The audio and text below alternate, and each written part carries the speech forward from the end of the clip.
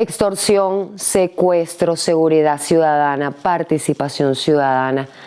Todos esos peligros que enfrentamos los venezolanos hoy en día con la inseguridad que vivimos, ese es el tema que vamos a abordar precisamente el día de hoy en este su espacio Sin Censura, cara a cara, junto a nuestro invitado. Él es Orlando Padrón, ex fiscal nacional del Ministerio Público y quien hoy a través de las pantallas de Impacto Venezuela nos va a despejar esas dudas de cómo están las cifras, que no hay oficiales, por cierto, en cuanto a los secuestros, cuáles son los estados en donde se están dando más este movimiento, si ahora que se dice que hay una mejoría económica en el país, ha aumentado más el secuestro.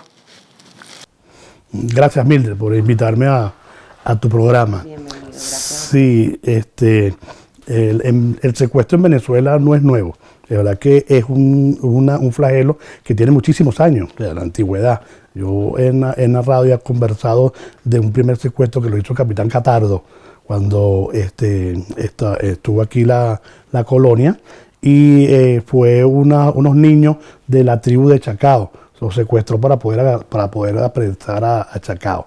Y podemos tener ese primer secuestro en Venezuela, ¿no? Entonces se ha ido desarrollando esa actividad como un flagelo que ha estado siendo combatido por los diferentes órganos de seguridad en cada momento. Pero efectivamente en Venezuela hay una época, un momento, en los años 90, 2000, hasta el 2015, que el secuestro comenzó a ser un problema grave, ya que eran demasiadas las personas que denunciaban haber sido secuestradas y otras que estaban en cautiverio. Y pues se tomaron muchísimas acciones. Desde mi posición en el Ministerio Público se trabajó mucho en ese sentido. Y bueno, se ha logrado ahora disminuir ese flagelo en algunos estados. Hay otros estados que son más complicados por su ubicación geográfica. ¿Como por ejemplo? Por ejemplo, el Zulia. El Zulia tiene una problemática donde podemos observar que tiene salida al mar, tiene zonas montañosas, es un estado fronterizo, y todas esas particularidades hacen que el estado Zulia esté amenazado y que el incremento del secuestro y las extorsiones vaya en aumento, ¿no? Hasta ahora, esta misma semana, un personaje del AMPA, organizada que perteneció a un órgano de seguridad, amenazó al mismo presidente de la República, amenazó al ciudadano fiscal de la República, porque le detuvieron a dos hermanas que estaban involucradas en Valencia. Me parece que el Estado ha estado reaccionando contra eso, contra estas personas, y la respuesta ha sido investigar más a fondo y atacar más a esta organización criminal. ¿Cómo ocurren esas cosas? Es decir, ¿cómo alguien que fue funcionario termina convirtiéndose en un delincuente que es capaz de amenazar a autoridades, a gobernantes de un país, de participar en este tipo de delitos tan graves como homicidio, secuestro, robo? ¿Cómo el Estado no ha tomado medidas? Porque lo mismo ocurrió con el Coqui, con la banda del Coqui. Son criminales que van como creciendo y creciendo y tienen un poder que nadie entiende por qué. ¿Cómo no actúan? Bueno, son individualidades, lamentándolo mucho. Dentro de los órganos de seguridad, como en cualquier otro ente público, hay individualidades, personas que solo piensan en ellos y no en el colectivo, no piensan en la institución. Están infiltrados, así los llamamos nosotros, son infiltrados y son delincuentes que ingresaron a estas instituciones con la visión de hacerse millonarios, pero trabajando en la oscuridad. ¿Y qué sucede? Cuando son descubiertos, entonces se van del organismo. Por lo menos este señor que le dicen el alias El Cona y el Coqui fueron destituidos de esas instituciones por su mal comportamiento y porque se le verificó que estaban en delito. El CONA, esta persona que está amenazando al ciudadano presidente, fue preso por homicidio, y entonces ya ellos saben que no pueden regresar a la institución que los enseñó prácticamente a caminar, los enseñó a ser hombres y mujeres, que les dio armas, les dio entrenamiento, les dio una chapa para que la utilizaran a favor de la ciudadanía, y lo que hicieron fue utilizarla en contra de la ciudadanía.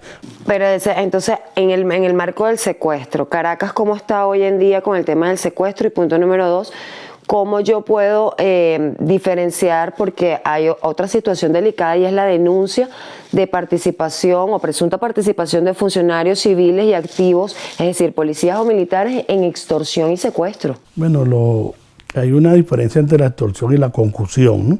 Un delito de corrupción, un delito de la ley de anti-extorsión y secuestro. En uno, el de extorsión y secuestro, se requiere que haya amenaza cierta. En la concusión dejan de hacer algo y te exigen un dinero. Los dos te exigen algo. Y los funcionarios públicos que están involucrados en eso, como te lo dije anteriormente, son individualidades. Existen, están allí. En mi trabajo dejé detenido a muchos funcionarios que estaban involucrados en eso, fiscales, funcionarios de ICPC, guardias nacionales, policías nacionales, y se les enjuicia y se les condena. Pero siempre hay alguien que se nos escapa o que está ahí o que ingresa nuevo y que hace todas estas actividades delictivas, ¿no? Se pasa al bando contrario. Estas personas son muy rechazadas también por el conglomerado de sus grupos policiales, porque dañan la figura y dañan la institución. ¿Cómo prevenir que ese tipo de situaciones sigan ocurriendo, o cómo yo puedo diferenciar si me está llevando secuestrada un funcionario activo o alguien que simplemente se consiguió o logró que le vendieran un uniforme militar o policial y me secuestra? ¿Cómo uno puede saber si es un funcionario real o no también? Bueno, los funcionarios reales siempre van a estar acompañados, siempre van a estar debidamente uniformados. No es posible que uno se vaya para una alcabala donde uno vea a una persona con un uniforme de guardia, con zapatos deportivos, o un detalles que te van, o un armamento que no es el orgánico del ente militar o policial. Son cosas que uno tiene que estar detallando. El ciudadano debe estar muy activo en la calle. Uno goza de ciertos derechos que nos da la Constitución y las leyes, y esos derechos no nos damos cuenta cómo los ejercemos, pero hasta que nos privan de nuestra libertad por ejemplo, un secuestro. Por eso uno tiene que saber que no puede ser rutinario. Uno debe fijarse en esos pequeños detalles, cómo está vestida la policía municipal, la policía nacional. Esas son cosas que nos compete a cada ciudadano estar pendiente de nuestra policía, de nuestra Guardia Nacional, de nuestros funcionarios, porque puede ser, como tú lo dices, Mildred, que en un punto de control estén solamente delincuentes y que cuando uno llegue ahí y se pare como un buen ciudadano, quede secuestrado. Se está combatiendo eso, se ha estado combatiendo hace mucho tiempo y no es nuevo. La ley lo tiene en el Código Penal y también la ley anti-extorsión y secuestro, y es un agravante de los delitos, del robo, del secuestro, de la extorsión, son agravantes, o sea, que de una u otra manera agravan la pena. ¿Por qué? Porque utilizar uniformes, utilizar sotana, utilizar disfraces, eso hace que la pena aumente. Y en cuanto a eso de las alcabalas, acaba de salir una resolución que permite a los ciudadanos grabar a los funcionarios en los procedimientos en las alcabalas. Me parece sumamente importante, pero creo que todavía no es oficial o no está en Gaceta. ¿Cómo se hace en ese caso? Sí, es una excelente resolución conjunta del Ministerio de la Defensa y del Ministerio de Interior y Justicia. Me parece que es avanzar. Fíjate que hay dos cosas. Está esta resolución y están las denuncias que ha hecho el fiscal general y las ha hecho en televisión. Una preocupación y que ha estado ahí, altos funcionarios del Estado. Y esta resolución viene a darle al ciudadano un aval para que pueda utilizar tu teléfono o cualquier otro instrumento para grabar esos procedimientos. Si el ciudadano no está cometiendo ningún hecho punible, debe acatar la voz de alto de los funcionarios, pararse en una alcabala y dar toda su colaboración. Pero si los funcionarios están exigiendo documentación que no viene al caso, le están haciendo perder tiempo, le quieren requisar su vehículo sin una causa justa, o no le dicen el motivo por el cual le quieren revisar su vehículo, el ciudadano está en su deber y en su derecho de grabar el procedimiento. Y eso es lo que llamamos en derecho una prueba preconstituida. Ya estamos firmando un procedimiento, un video que nos puede servir de prueba de que mi vehículo o que mi cuerpo no tenía nada ilegal. Usted recientemente sacó un libro del secuestro de un Grandes Ligas venezolano que tiene que ver mucho con la participación ciudadana en cuanto a los secuestros. ¿Nos puede comentar un poco sobre eso? Sí, me atreví a escribir un libro que la obra se llama Secuestro, cuando la muerte acecha, porque efectivamente al ciudadano Wilson Ramos, jugador de béisbol en Venezuela y también en las Grandes Ligas, lo secuestraron en Valencia en el año 2011 y fue rescatado por un grupo de funcionarios que trabajaron conmigo. Yo participé también allí y fueron personas muy decentes, muy trabajadoras, muy dadas a resolver este asunto, y toda esa experiencia la deposité en este libro, toda esa forma de trabajar, toda esa ánimo que tenían los funcionarios lo transmití allí en este libro, y doy unas recomendaciones tanto para el que está estudiando Derecho, para que vea cómo es el proceso penal desde el inicio de la investigación hasta el juicio, igualmente para el investigador que pueda ver cómo va la investigación desde el punto de vista de las evidencias que tiene que colectar, y por supuesto las recomendaciones para la ciudadanía, cómo evitar ser víctima de secuestro, qué medidas debemos tomar. Eso es muy importante para nuestra audiencia, o sea, qué medidas tomar en este contexto país que vivimos actualmente frente a un escenario de desaparición, porque mientras no te cobren un rescate hay una desaparición, o porque evidentemente estés secuestrado porque ya están pidiendo un rescate. Claro, sí. El secuestro ofende dos asuntos, que es la parte económica y la parte de la persona, la vida de la persona. Por eso que la ley castiga tanto la privación de libertad como la solicitud de dinero.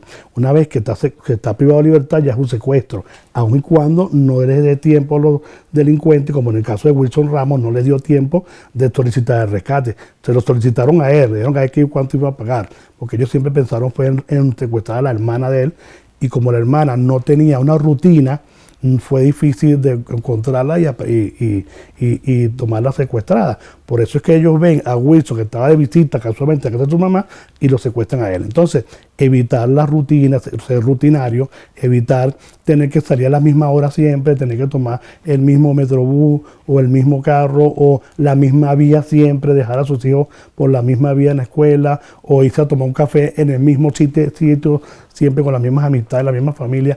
Evitar ser rutinario. ¿Por qué? Porque el delincuente, los secuestradores se están esperando y le están haciendo esa rutina para ellos utilizarlas en contra de uno, para ellos utilizarlas en contra de estos ciudadanos que quieren secuestrar. Sinceramente, para finalizar, ¿usted considera que Venezuela hoy en día es más insegura o más segura que antes, sinceramente? Sinceramente, yo creo que cada quien se da su seguridad. Y te digo que me parece que hay muchos mecanismos de seguridad. Sinceramente, yo pienso que hay mucha seguridad ahorita. Pero la delincuencia se traslada, la delincuencia se transforma. Y por más que el Estado, o cualquier Estado, haga operativo, haga prevención, siempre va a haber la gente que actúa mal, que se va a querer hacer de un dinero injusto, buscando la manera de dañar a otros ciudadanos. Ellos siempre van a existir desde el punto de vista tecnológico, de seguridad, de secuestro, de violento, y es por eso que el Estado siempre va detrás, porque aparece la figura, aparece el delito y el Estado va detrás. No puede el Estado pensar que va a haber un delito cuando no existe. Y es por eso que nosotros podemos observar que desde hace mucho tiempo en Venezuela hay muchos inmigrantes de otros países, y ahora que nos tocó a nosotros salir de Venezuela, muchos venezolanos, que no todos eran muy buenos, hemos visto en las redes y en las noticias cómo han ido a crear bandas delictivas en Colombia, en Perú, en Chile. Bueno, también nos pasó a nosotros.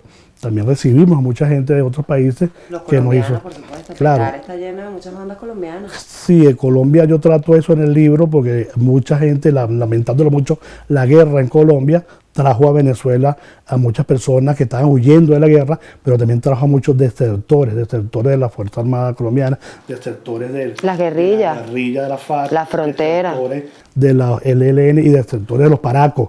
Y usted, disculpe que lo interrumpa, pero usted en su experiencia como fiscal nacional le tocaron casos sobre la presencia de guerrilleros en nuestro país, tanto que se ha, disidencias, digamos, que se ha denunciado mucho la presencia de por lo menos 10 estados de Venezuela de grupos guerrilleros o disidentes de la FARC, del ELN.